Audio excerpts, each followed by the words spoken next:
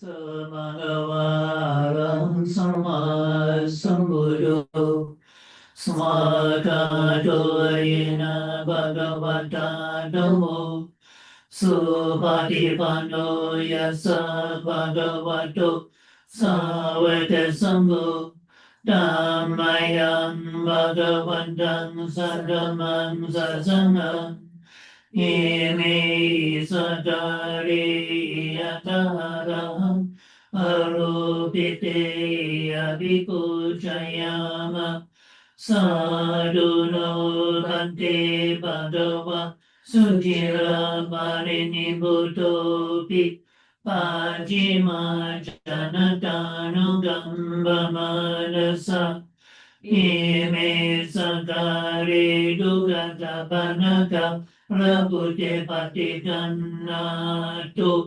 Amatandi Garatam Hitaya Sukaya Arang Sama Sambuddho Bhagava Buddham Bhagavantang Abhivadi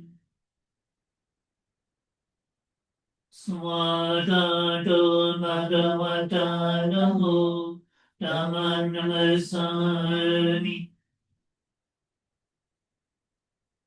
Supatipano Bhagavato Savaka Sangho Sangham Namami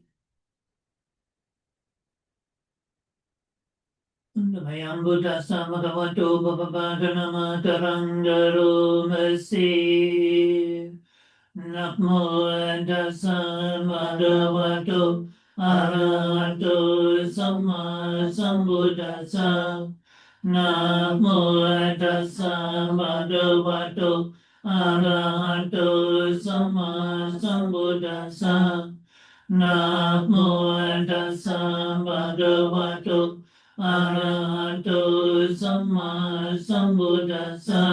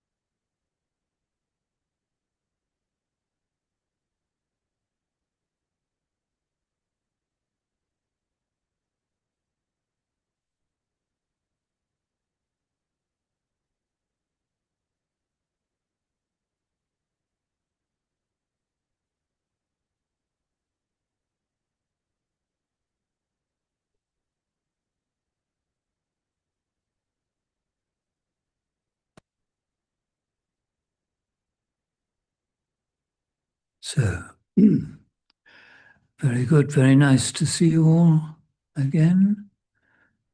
So please now, everyone here, everyone online, sit up well. Be careful not to lean on that back wall. Come forward a bit.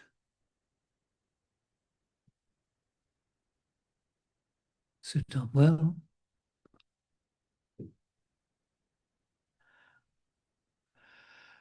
And you close your eyes. And as you close your eyes, you leave behind all that you've been doing, thinking about, worrying about everything. Put it all down. And do your best now to keep your attention here and now.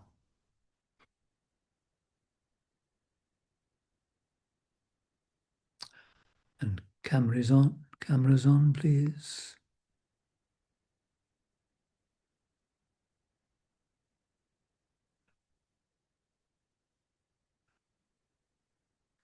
And we commence by bringing to mind the Buddha, our great teacher and inspiration, recollecting his perfect mind, a mind that was quite clear, quite free of any kind of defilement or corruption. And even more than that, far distant, far away from any kind of greed, hatred, or delusion.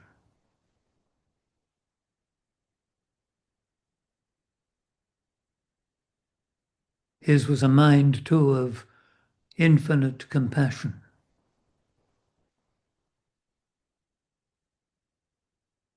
He was a truly remarkable and wonderful being, perfect in knowledge and conduct.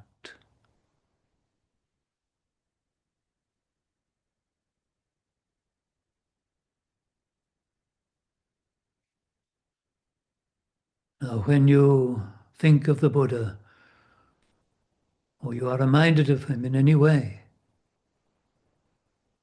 be inspired to follow in his footsteps and do your utmost to free your mind too of all greed, hatred, and delusion, and all suffering.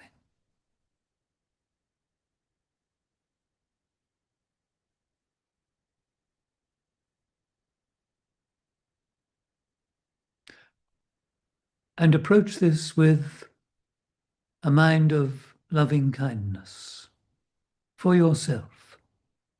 Be kind to yourself and caring of yourself. And don't forget to celebrate your good qualities, your merits, to rejoice in them and do them again and again.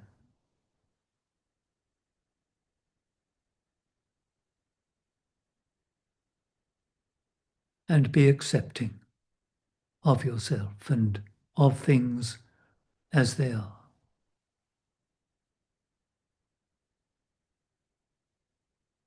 And of course, likewise, be kind and caring of others. Celebrate their good qualities and accept them too for who and what they are.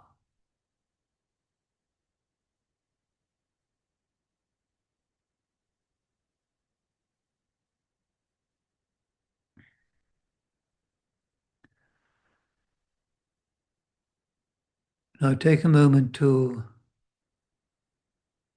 remind yourselves of your human condition.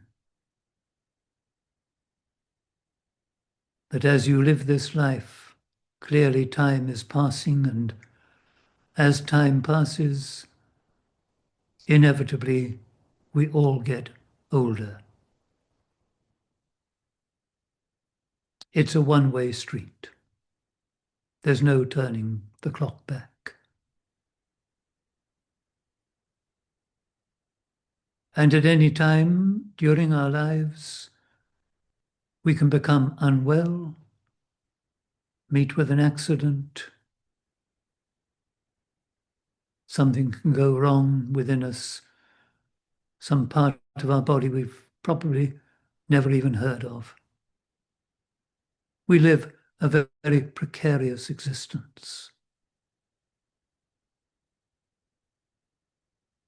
And whatever happens to us, sooner or later, we will die. Death lies in wait for all of us.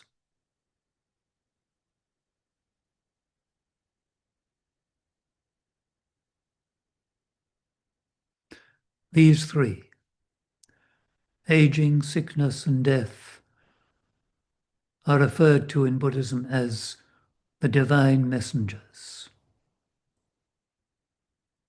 They wake us up. They add some urgency to our practice, to our need to know, to understand, and to be free.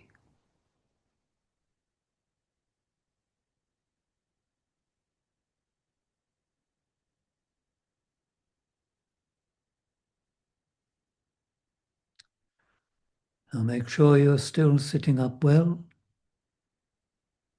Resolve during this evening to remain quite still, whatever happens,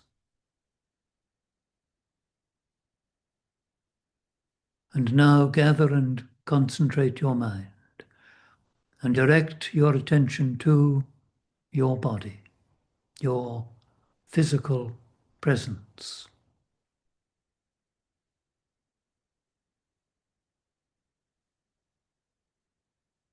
The shape and posture, the way you've arranged your body.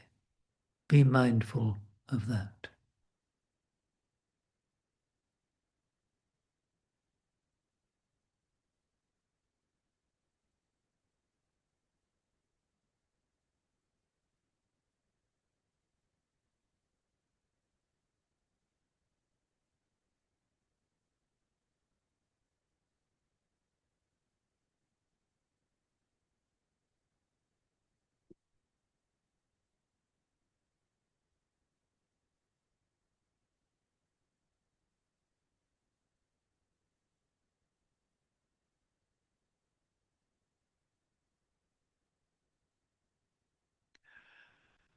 And notice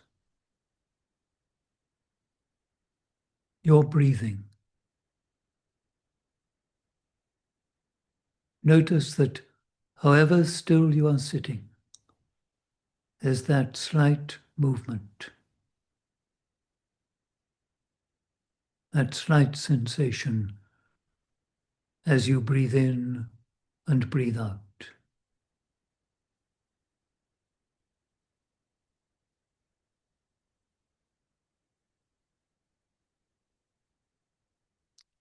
Now establish just where and how you perceive the breath, just where it's obvious and clearest to you.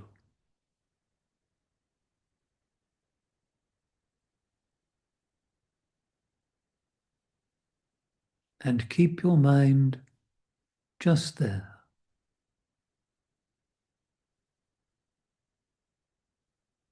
So that you notice, so that you're aware, you're mindful each time you breathe in, each time you breathe out.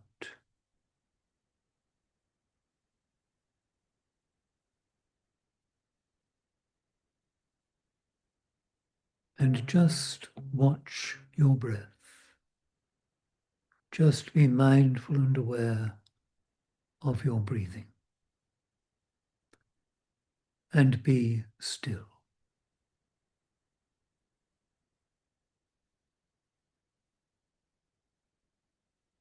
Remember to remain quite still and ever watchful,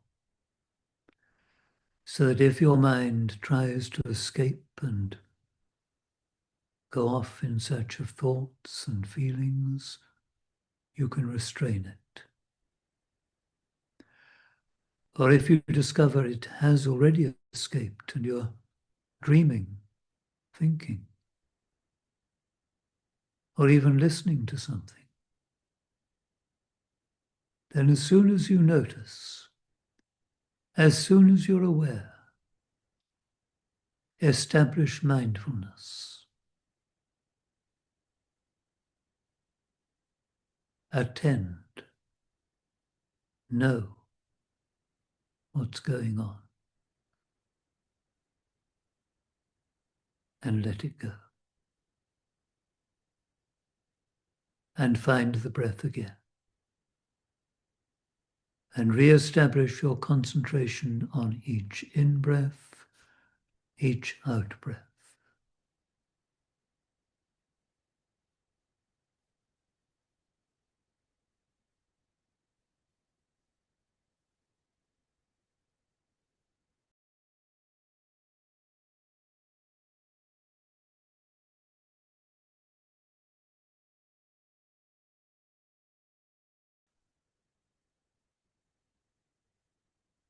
So please, everyone, maintain your very good, very still and silent sitting. And during the next few minutes, while I'm talking, all you have to do is to just adjust your practice a little to listen to what I have to say.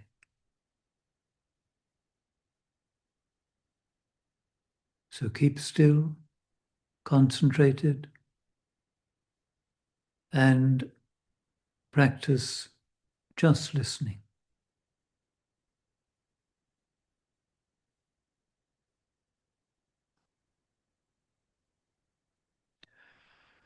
Now we've come to a very significant time in our Buddhist calendar. And in the last few days, I've seen a number of pictures of ceremonies, big ceremonies, at some of the temples I know in Thailand. Because on Tuesday, at the full moon,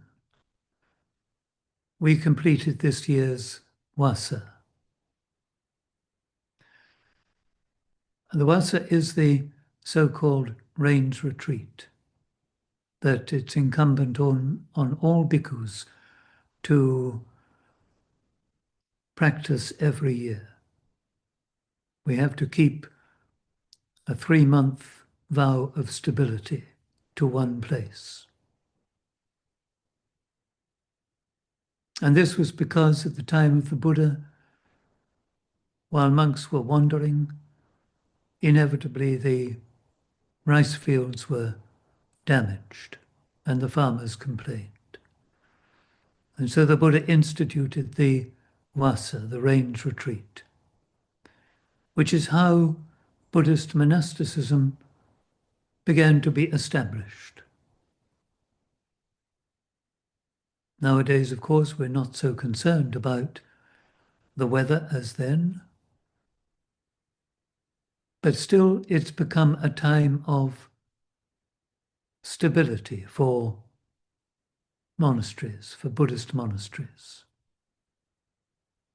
Because during this time, monks can't travel.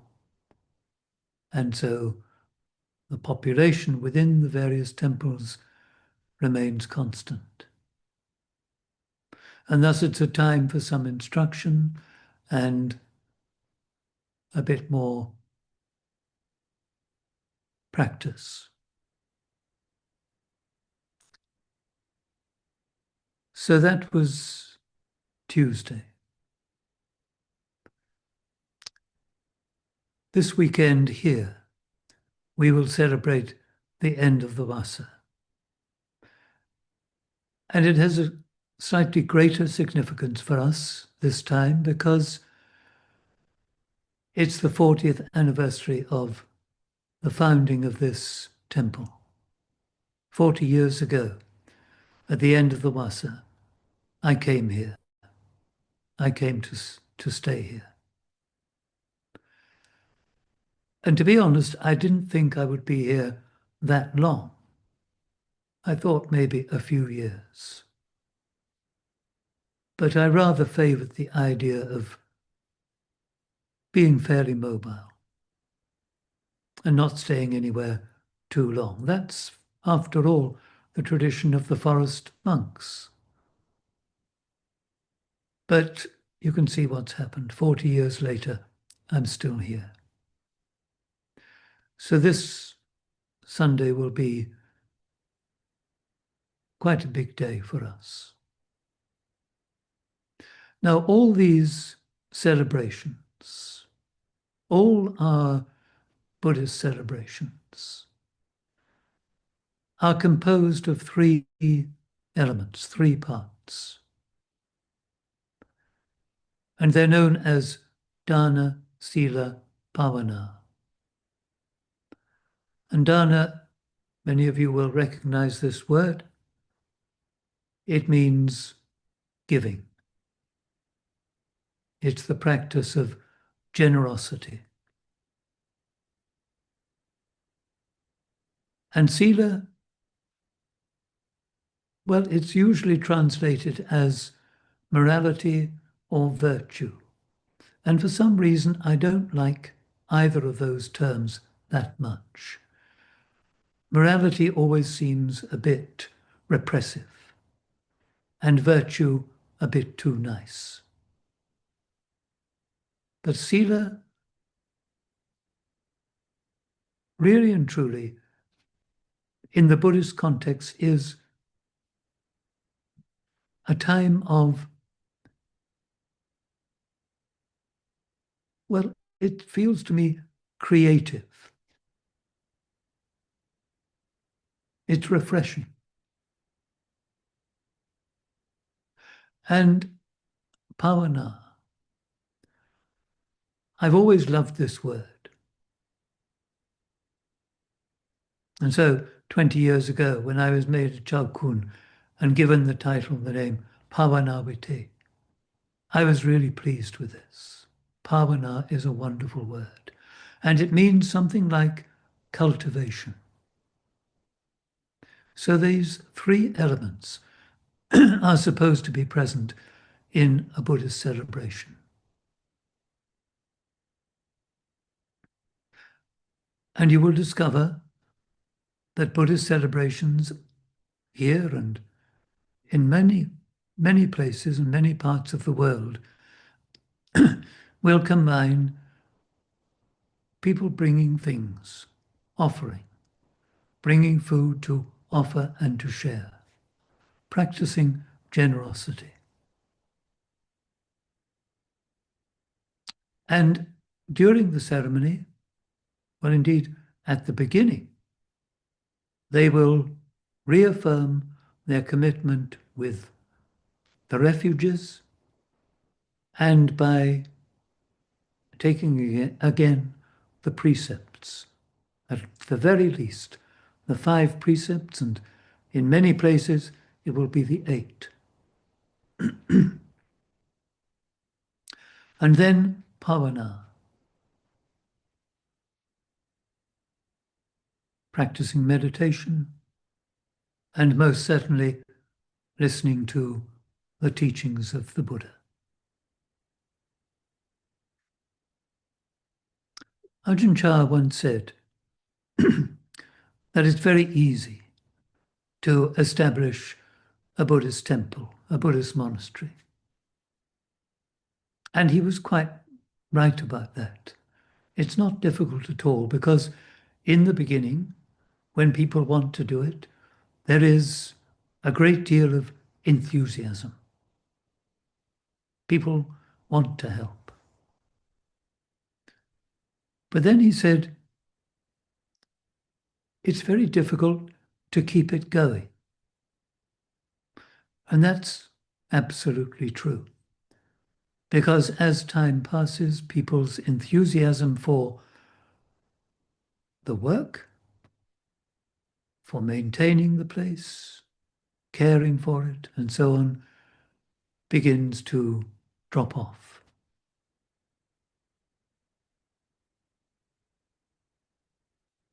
And that's true.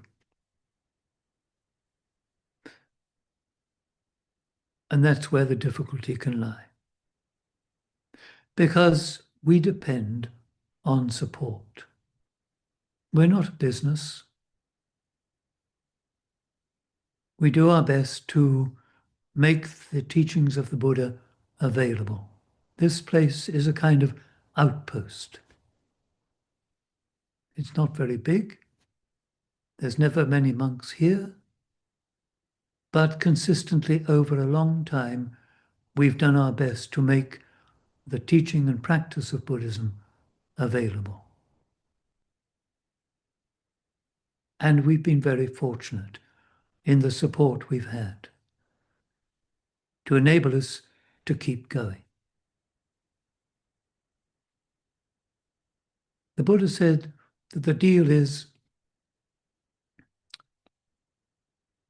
the people who come support the place, support the monks materially.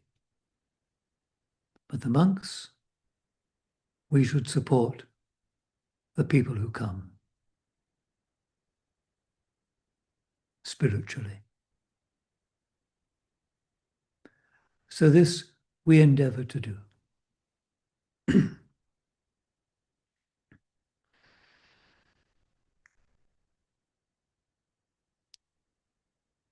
And of course, we encourage, as we do on these evenings, you all to practice meditation, to cultivate your mind.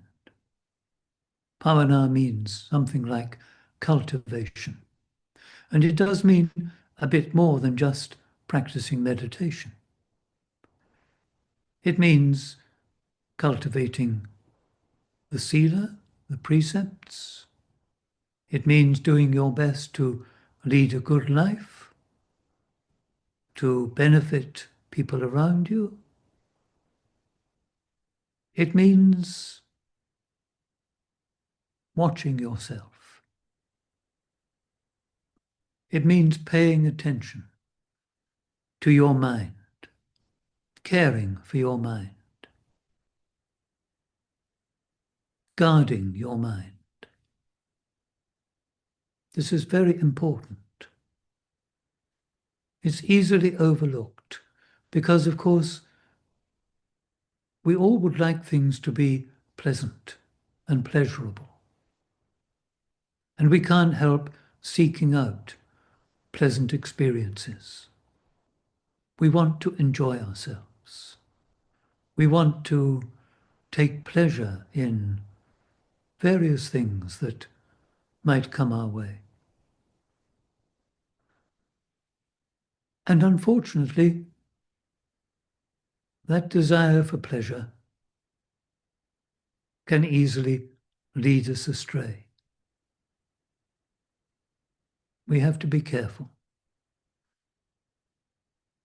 Our minds, unfortunately, are affected by what are known in Buddhism as kilesa. It's not a very pleasant word, defilement. But there it is, our minds are spoilt. And it's all too easy for us to follow those kilesa, to follow our desire for things, our greed, to follow our attachments, to follow our aversion, anger, dislike, and so forth. These kilesa rise up very easily. And we're so used to them that we often justify them and don't notice the harm that they do us and the harm that they can do other people. But there it is. Our minds are not pure, are not clear.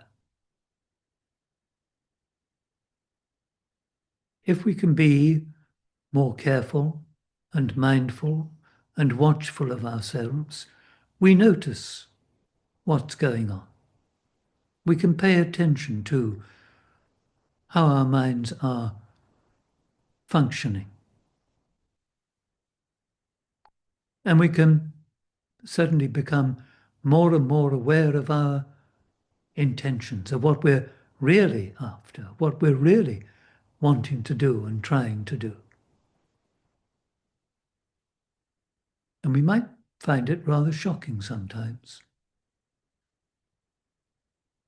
But by being aware, by becoming more mindful and aware, of course, we can begin to do something about it. Everyone is here tonight because you have some understanding, some awareness of your suffering, of your problem, the problem of life. And you want to do something about it. You want at least some relief from it, if nothing else.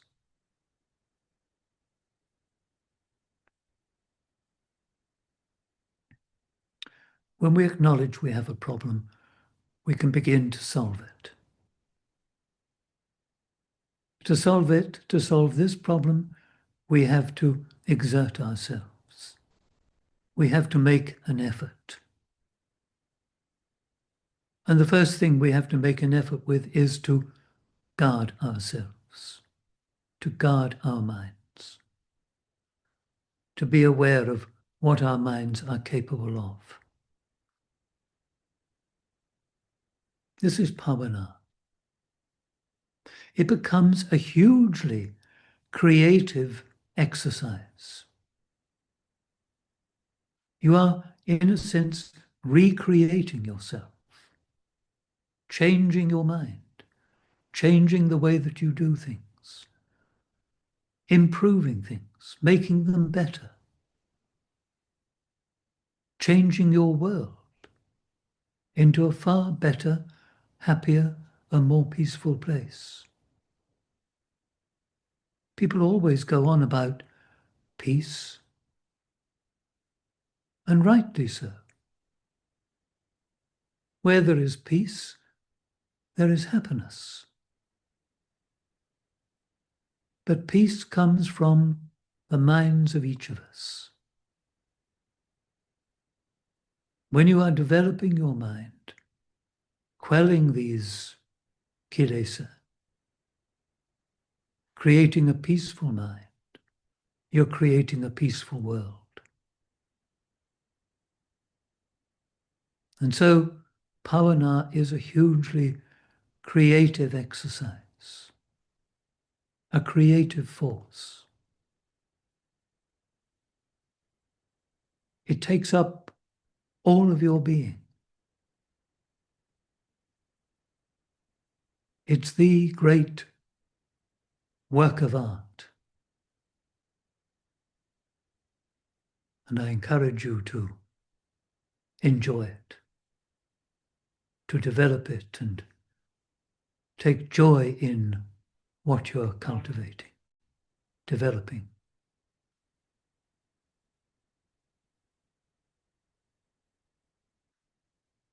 So that's enough from me for now, for tonight.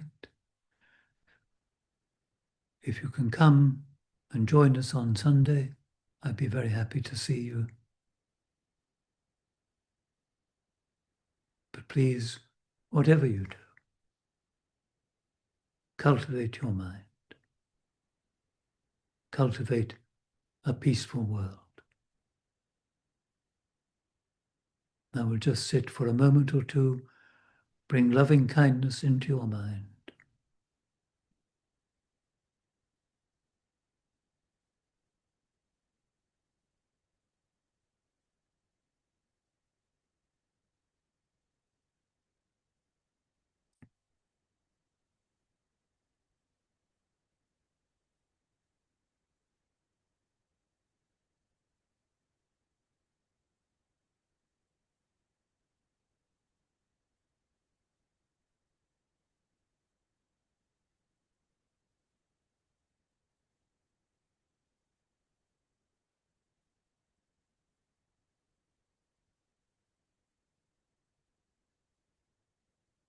May you and all beings be well and happy. May you and all beings be free from all suffering.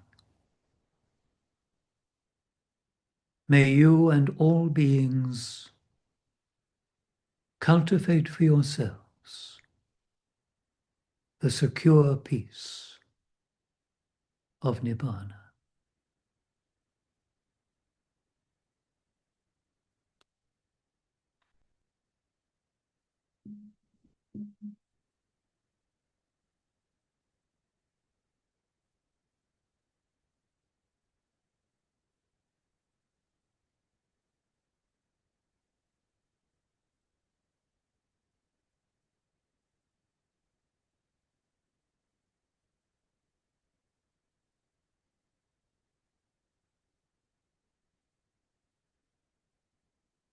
Arahang Samma Sambuddho Bhagava Buddhang Bhagavantang Abhivademi Swakato Bhagavata Dhammo Dhammang Namasami Supatipanno Bhagavato Savaka Sangho Sanghang Namami.